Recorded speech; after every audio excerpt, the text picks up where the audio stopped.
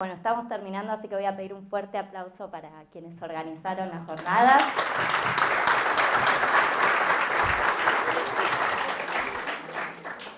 Sé que fue con mucho esfuerzo, así que gracias.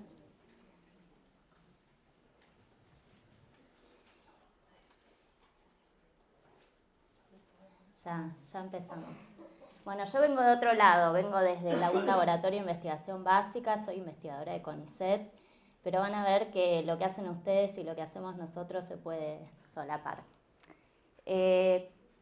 Para saber cuán rápido voy, ¿cuántos de ustedes nunca me escucharon en una presentación?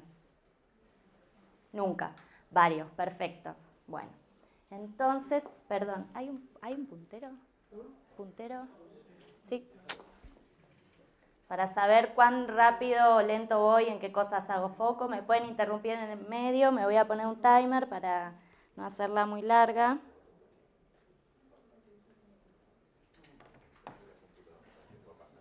Ah, perfecto. Entonces me paro acá. Ahí está. El puntero para adelante. Esto me tapa la cola así. Y ¿la puedo pasar, no? ¿Así? Da un segundito que no se instale.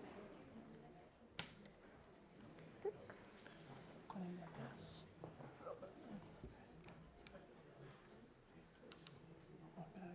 No, puedo ponerme acá, Bárbaro.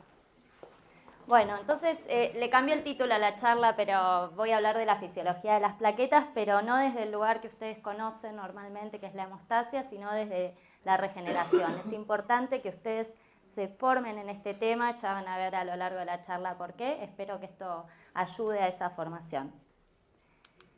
Este es el proceso de regeneración de heridas, es un proceso dinámico y fisiológico que tiene 3 etapas secuenciales y solapadas, que son la inflamación, proliferación y remodelado o maduración. Este proceso se puede afectar por factores locales, como la presencia de cuerpos extraños en el sitio de la herida, la maceración de los tejidos o la infección, o por factores intrínsecos al individuo, como la edad, la predisposición genética, enfermedades inflamatorias, entre otros. Estos factores llevan a distintas complicaciones clínicas que afectan las tasas de morbilidad y mortalidad, y es por eso que la curación de heridas es uno de los grandes desafíos médicos actuales. Hay muchas terapias para promover la reparación de heridas. Estas incluyen terapia con matrices sintéticas, matrices sintéticas, reemplazo de tejido biológico, factores de crecimiento, células madre, y hay terapias para favorecer la circulación sanguínea en heridas vinculadas a neuropatías y vasculopatías. Y el PRP o plasma rico en plaquetas es otra terapia alternativa. A diferencia de las otras, es un método relativamente más simple y económico porque no requiere entrenamiento o equipamiento tan complejo para su ejecución, y asimismo, si el PRP se prepara y aplica dentro de las buenas prácticas de manufactura, y acá intervienen ustedes, los riesgos de rechazo o de infección asociados a estos protocolos son mínimos. Las plaquetas promueven la reparación de heridas a través de la liberación de moléculas que están almacenadas, preformadas en los gránulos de las plaquetas.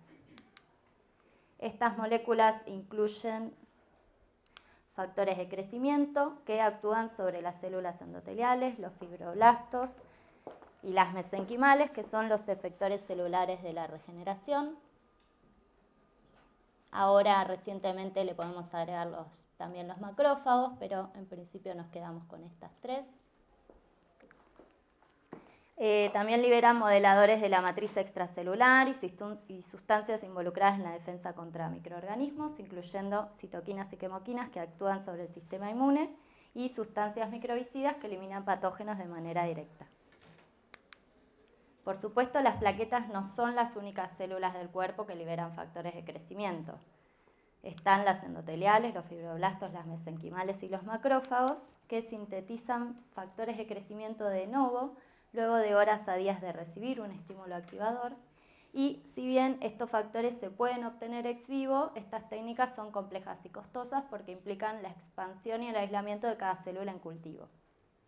Pero en cambio, los factores ya están preformados y almacenados en las plaquetas circulantes, y su liberación se puede inducir en pocos minutos. Entonces, las plaquetas como fuente celular de factores de crecimiento son bastante atractivas.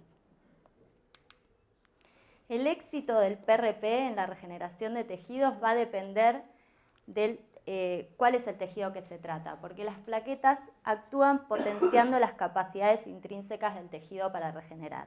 Hay tejidos con alta tasa regenerativa, otros con tasa regenerativa intermedia, pero hay otros con baja tasa regenerativa, como el músculo cardíaco o el sistema nervioso central, y es probable que en estos tejidos el PRP solo no tenga éxito y tenga que combinarse con otras terapias. Bueno, el PRP se aplica en medicina regenerativa hace ya 3 décadas, hay distintas intervenciones en lo que es cicatrización posquirúrgica, en odonto, en dermatología y también hay mucha información en traumatología.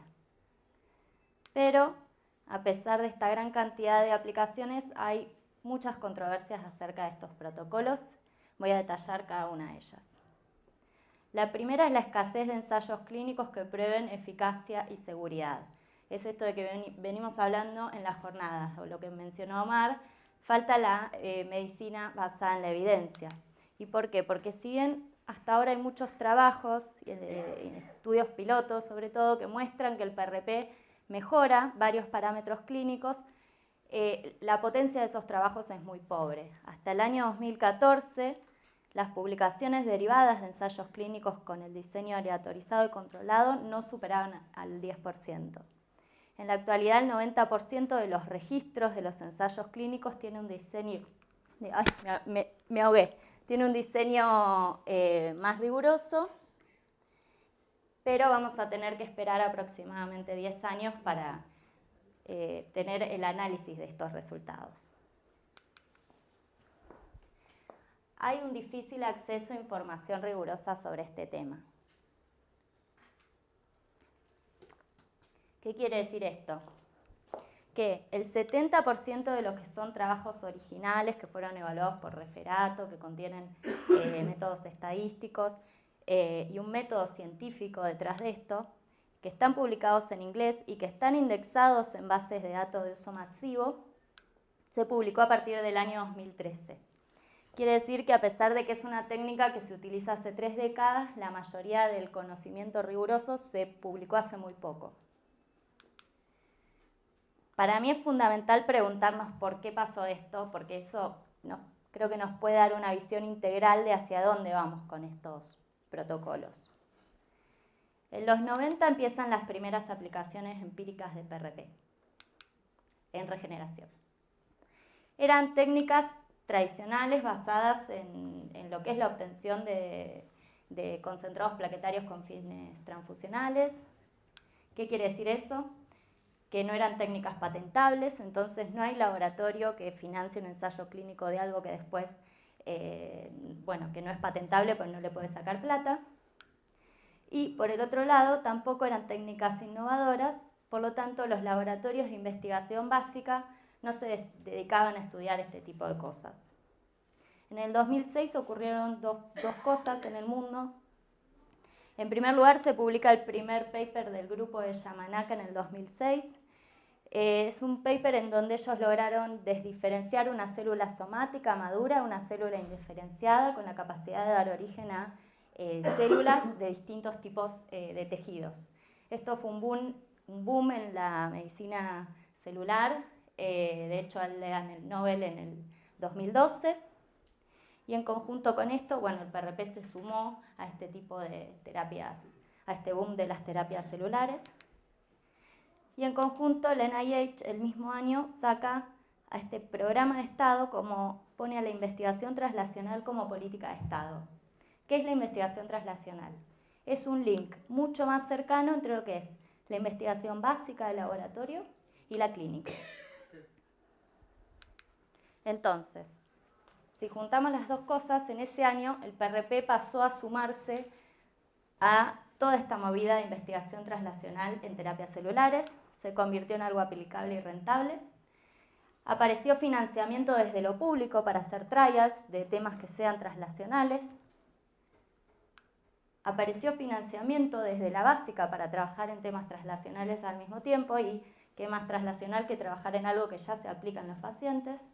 Y aparecieron muchos papers que hablan de generar dispositivos para preparar al PRP con estos fines terapéuticos novedosos.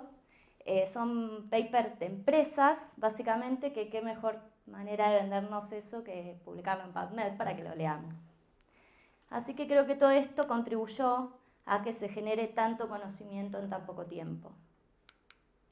Pero esto pasó en el mundo, pero hay que tener en cuenta que acá es distinto.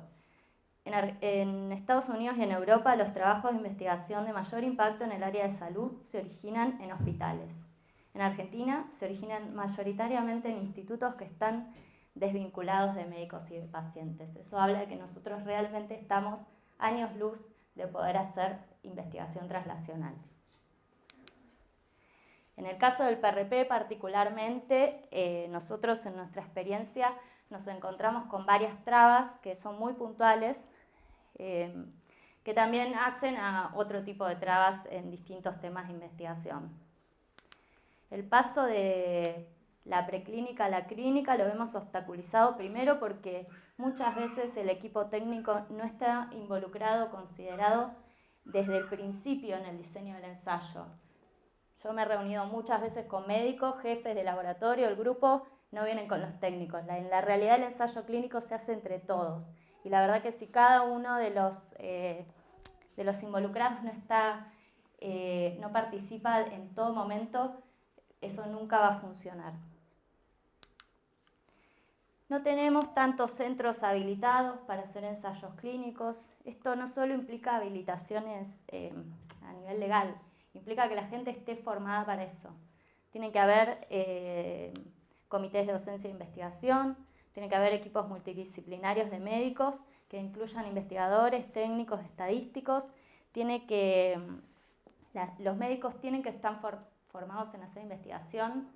Yo sé que es muy difícil y que están preocupados porque los pacientes estén bien, y es cierto, pero la información que manejan es muy valiosa y tiene que publicarse en inglés para que la vea todo el mundo.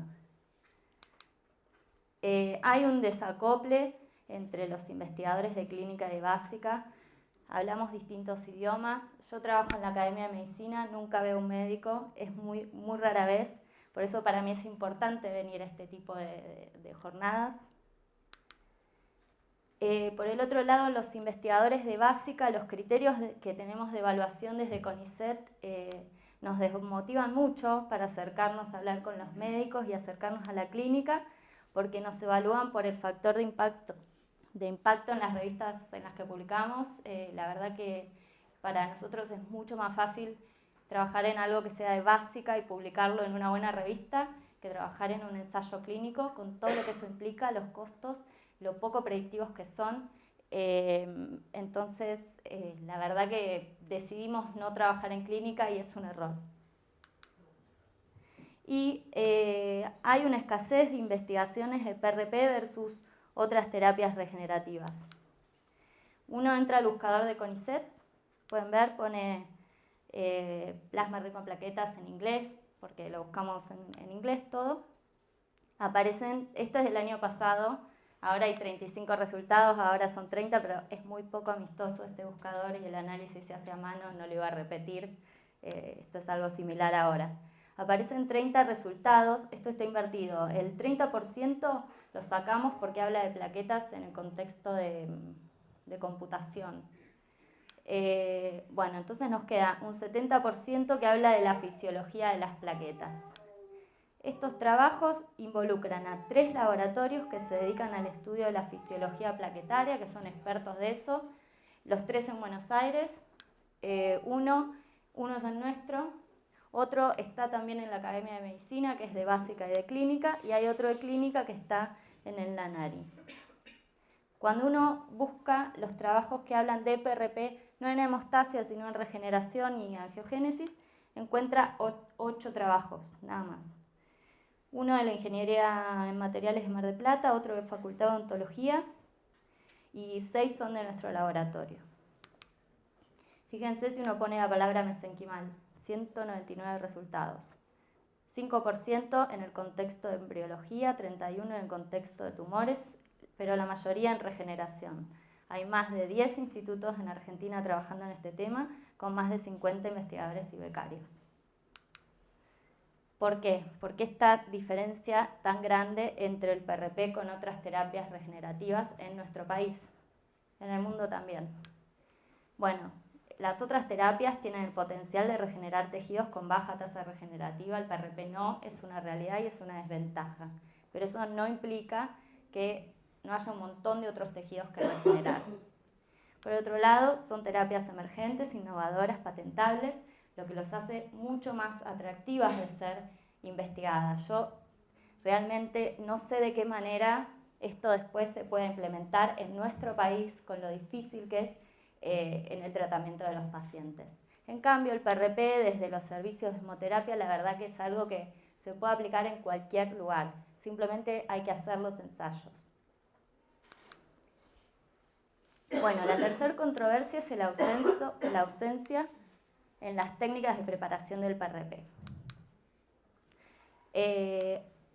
Básicamente este protocolo deriva de técnicas clásicas para obtener plaquetas con fines hemostáticos que implican recolectar la sangre, centrifugarla, separar el PRP, activar la liberación de los factores, suplementarlo o no y aplicarlo. Muchas variables en cada uno de estos procesos. Voy a explicar brevemente cuáles son estas variables. La sangre se recolecta con anticoagulantes hidratados que, ustedes saben, impiden la coagulación y su efecto se revierte por el agregado de calcio.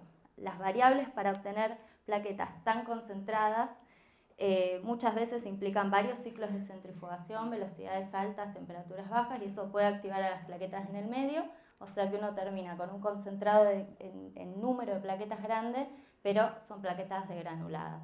En ese caso no serviría, a veces menos es más.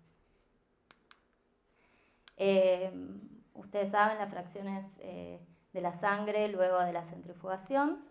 Este es el método en tubo, se aplica lo mismo al método en bolsa. Al PRP, según qué fase se recolecte después de la centrifugación, puede ser puro en plaquetas, con leucocitos o también con glóbulos rojos. Originalmente se decía que los leucocitos en el PRP eran buenos para estos protocolos porque tienen sustancias microbicidas que pueden contribuir a eliminar patógenos, pero trabajos más recientes indican que en realidad no, que las mismas sustancias que liberan los leucocitos que dañan patógenos no distinguen entre lo endógeno y el microorganismo, o sea que también pueden dañar a nuestros tejidos. Entonces, en principio, cada vez hay más trabajos que desaconsejan usar LPRP. Dentro de los métodos de activación hay varios. El más común es restituir los niveles de calcio quelados por el anticoagulante. En este punto menciono que la cantidad de anticoagulante de calcio que se agrega es la que queló el anticoagulante. Si se pasan de eso, se induce la fibrinólisis. La trombina se puede suplementar al calcio, trombina autóloga, y esto le da mayor firmeza al coágulo. Hay métodos de activación con UV, no se sabe cómo se activan las plaquetas con UV, pero cada vez se usan más. Si funcionan o no, todavía no se sabe. Hay métodos sin activación, las plaquetas aplicadas en un tejido blando pueden interactuar con moléculas de la matriz y activarse así y liberar el contenido de los gránulos. Y también se puede lisar a las plaquetas con frío y liberar los factores de crecimiento. La activación se hace entre 10 minutos a 1 hora, temperatura ambiente o a 37 grados. Esta diapositiva la pongo porque es muy gráfica para ver las distintas formulaciones de PRP. La saqué del grupo Anitua y si quieren leer algo de plaquetas y PRP siempre vayan a buscarlo a él porque es uno de los precursores en este tema. Fíjense, antes de agregar el calcio el PRP está líquido, luego de 15 minutos coagula, se forma esta malla 3D y al cabo de 35 el coágulo se retrae y da este exudado líquido conteniendo los factores de las plaquetas y ya está malla fibrosa. Según la forma, los PRPs que son líquidos se los inyectan o se los aplican embebidos en sustitutos biológicos y a las formas tridimensionales se las utiliza como relleno.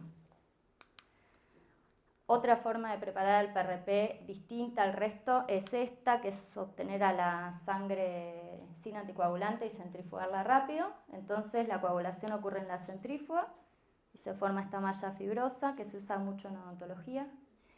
Y la tercera forma de suplementar al PRP, esto es rico en fibrina, y suplementar al PRP con fibrina es suplementarlo con crioprecipitados obtenidos del plasma, que son ricos en fibrinógeno, que es el precursor de la fibrina. Bueno, entonces hasta acá pueden ver que hay una gran variabilidad de técnicas para preparar el PRP, pero ninguno de estos protocolos, o mejor dicho, estos protocolos se focalizan en la capacidad hemostática de las plaquetas, pero nunca evalúan la angiogénica y regenerativa de las células, que en realidad no necesariamente son funciones acopladas. Entonces, en el laboratorio, ya hace unos años, nos propusimos empezar a optimizar al PRP con fines regenerativos, evaluando distintas variables en su preparación. Este es el protocolo de trabajo. Tenemos la sangre con anticoagulante, la activamos con calcio y al sobrenadante conteniendo los factores lo utilizamos para inducir distintos ensayos de angiogénesis y regeneración. En el primer trabajo postulamos 3 variables para optimizar el PRP. Muy rápidamente se las cuento, que son temperatura, dilución y suplemento. En el método tradicional al PRP se lo activa a 37 grados porque esta es la temperatura óptima de coagulación, pero se sabe que el frío gatilla mecanismos que están involucrados en la liberación de los gránulos y es por eso que encontramos que poner el PRP en la heladera durante 30 minutos antes de activarlo aumenta la liberación de factores de crecimiento y la angiogénesis. También encontramos que la dilución del exudado del PRP con solución fisiológica optimiza el balance de sustancias antiangiogénicas del plasma y proangiogénicas de las plaquetas y aumenta la angiogénesis. Y por último, el suplemento con crioprecipitados plasmáticos funciona como una matriz provisoria para la regeneración. Probamos cada variable in vitro con células, variables individuales y luego las combinamos en lo que llamamos el PRP optimizado. Acá hay ejemplos de lo que hicimos.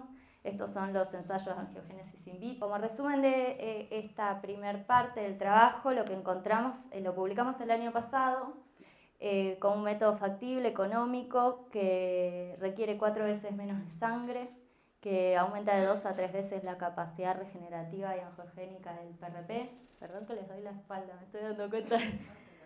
Que es efectivo en un contexto de muestras de donantes sanos como también de pacientes con diabetes y que compensa el efecto inhibitorio que ejerce la aspirina sobre la capacidad regenerativa del PRP.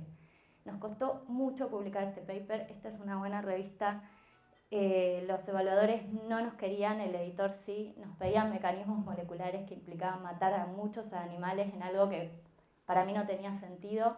Pero por insistencia lo publicamos y la verdad que fue muy bien recibido. Fue 11 veces citado el trabajo. Destaco estos que son 4 trabajos que muestran lo mismo en cuanto a la dilución del PRP.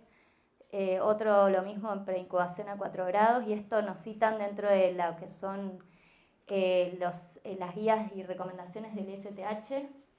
Como el tipo de trabajos que hay que empezar a hacer para mejorar estos protocolos y de hecho ayer me llegó el mail de la revista que quedamos en el puesto 51 del ranking de papers más leídos del año en un total de 17.000 trabajos, que es un montón. La verdad que esto habla de que la gente quiere saber sobre este tema, es importante y hay que trabajar en esto. Bueno, nosotros quisimos después pasar este protocolo a la práctica en la clínica y empezamos una colaboración en el hospital alemán con el servicio de quemados. Perdón, pero me están dando las luces en la cara y me estoy muriendo de calor.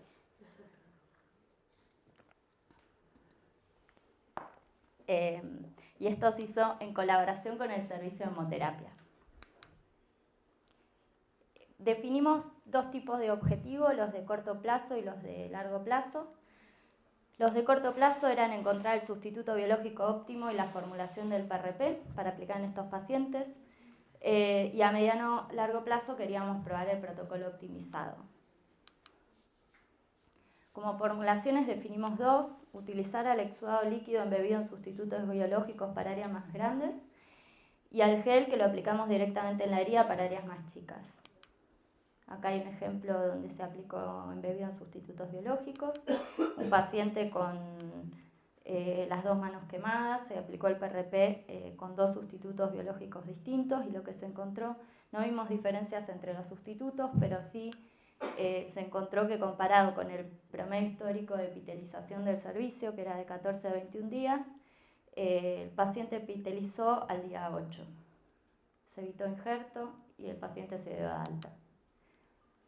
Acá otro caso de PRP aplicado embebido en sustitutos biológicos, con epitelización marcada al día 3, se les dio de alta al día 5. Nuevamente no se realizó injerto.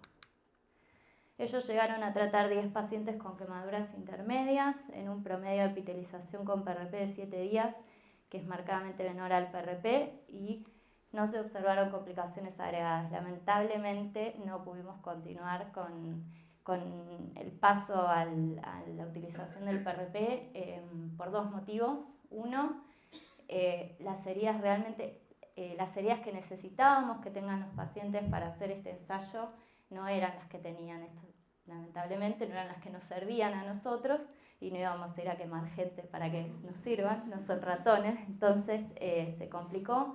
Y por el otro lado, fue un poco al revés, el servicio, la parte técnica estaba muy involucrada, pero desde arriba no. Y la verdad que fue difícil la colaboración y lamentablemente, bueno, se terminó. Pero sí quiero decir que esto es muy alentador, la parte del PRP diluido sí se va a probar en un ensayo clínico que se hace en colaboración entre la División de Ginecología, el Servicio de Hemoterapia, el Servicio de Patología en el Hospital de Clínicas. Es un ensayo con un diseño aleatorizado doble ciego, controlado, que busca evaluar la eficacia y seguridad del tratamiento de líquen escleroso vulvar con PRP versus solución salina. Son 100 pacientes, que son 50 por grupo, todas resistentes al tratamiento, a la terapia clásica. Y bueno, esto acaba de ser aprobado después de más de un año por el CODEI y el Comité de Ética, así que ya en breve van a empezar con el reclutamiento de las pacientes. ¿Qué hora es? Para terminar, muy brevemente quiero contar en qué estamos trabajando ahora, y pongo el logo de la Asociación de Hemoterapia porque este proyecto nació desde el Comité de Terapia Celular, desde la inquietud práctica que hay en la práctica de los médicos hacia estos protocolos, y busca optimizar el tipo y dosis de anticoagulante para protocolos regenerativos con PRP. Y en parte fue financiado por la asociación. Bueno, la optimización de anticoagulante en protocolos actuales se focaliza en aumentar el número de plaquetas y factores de crecimiento, pero nunca evalúa el impacto que pueden tener los anticoagulantes en el tejido blanco a regenerar. Entonces, nosotros buscamos evaluar el efecto de los anticoagulantes, pero haciendo foco en el tejido blanco y no en las plaquetas. Nos basamos en estos dos, que son los que más se utilizan en estos protocolos. Derivan de protocolos clásicos. La utilidad que tienen es que evitan activación de la coagulación y plaquetas por largos periodos de tiempo, y desde sus primeras aplicaciones no se encontraron efectos adversos severos, o si estoy diciendo una burrada me corrigen, porque se debe a que el principal método de dilución de eliminación del anticoagulante es su dilución en la volemia, y el exceso de citrato se metaboliza a bicarbonato y luego se elimina. En cambio, en lo que son los protocolos regenerativos, no sería necesario evitar la coagulación por largos periodos, porque desde que uno saca la sangre a que la vuelve a aplicar pasan 2 horas.